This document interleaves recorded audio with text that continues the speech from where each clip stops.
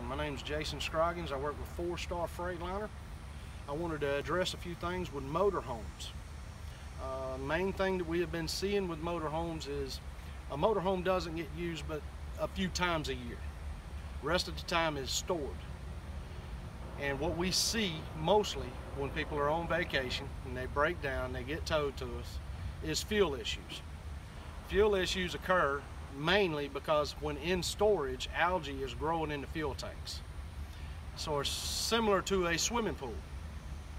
If you let the swimming pool sit there stagnant, it starts growing algae. Same principle with diesel fuel. So there is a few things I wanted to address to combat these issues. One is before you store it, to have a complete tank of fuel. You need to fill it all the way up. Another, they have chemicals that you can put in your diesel fuel at any local truck stop or Four Star Freightliner. And it is to combat the growth of algae in the fuel system. This can turn into a very costly repair.